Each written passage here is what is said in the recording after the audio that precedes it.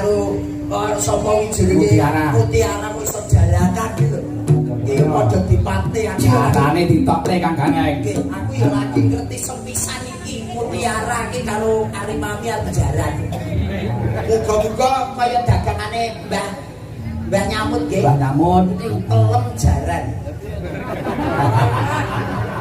Tenan dawane mboten kaya roh ae lho Kang Gangeng. Warnane pelem pirang-pirang, pelem peni enek. Heeh.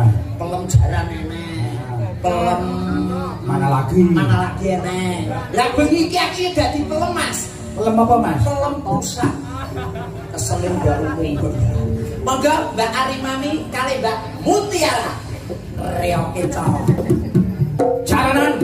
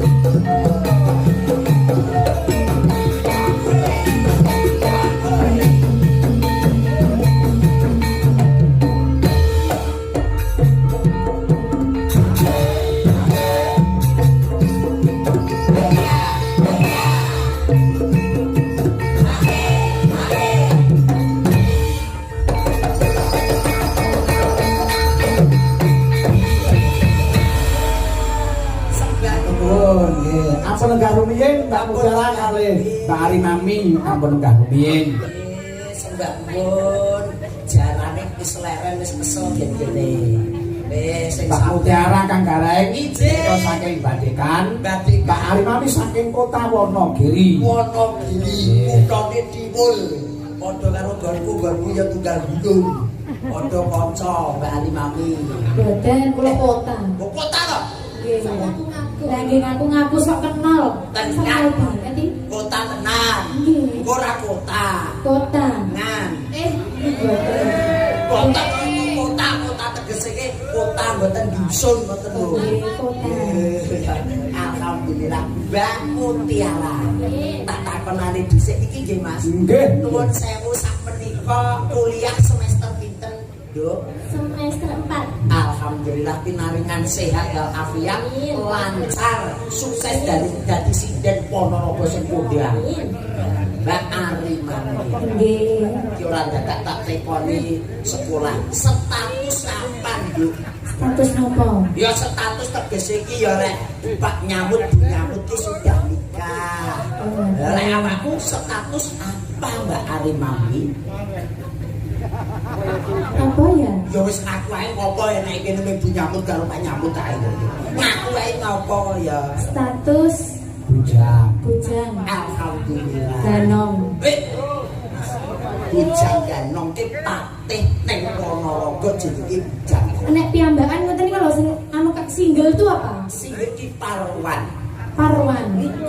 To. Parwan To. Parwan to ki bangun ron sing sebelah ngono kuwi. Perawan yo. Oh, Isih perawan. Masih. Alhamdulillah. Sehat ya Dek ya. Sehat. Jangan aku saling kali perawan ngeten iki dangu. Tok dan bentuk. Ciri-cirine perawan itu pripun? Nggih ngeten iki perawan nggih Dek nggih. Iya, Mas. Ya Allah. Ya Allah, ya Allah. Perawan. Oh, ngoten. Sami mawon iki nggih ngoten. Nuwun sewu Mbak Mutiara. Ngoten suarane. Bose kok malah metu-metu. Iki sik semester ndek terus ya ngono perawan ki sik cilik ya ngono. Nek cobi iki dijajal sing mriki niki Pak Nuwun sewu. Nuwun sewu. Asik. Oh, yang ini. Perawan lho iki. Niki ta. Perawan. Mosok tangga ra yo. Nuwun sewu salim riyin. Yo.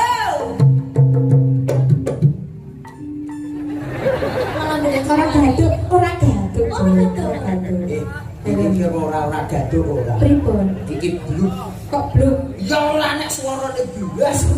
Ora nek sitik-sitik kok ya. Kopong. Ya, Mbak Ari Mami, Mbak Mutiara, mbok bilih wonten pamunggutan saking macane. Nggih. Kok monggo dipinakan. Ninggal katresnan. Ninggal katresnan. Iki sedulur Mangkodono, sedulur Tegalombo.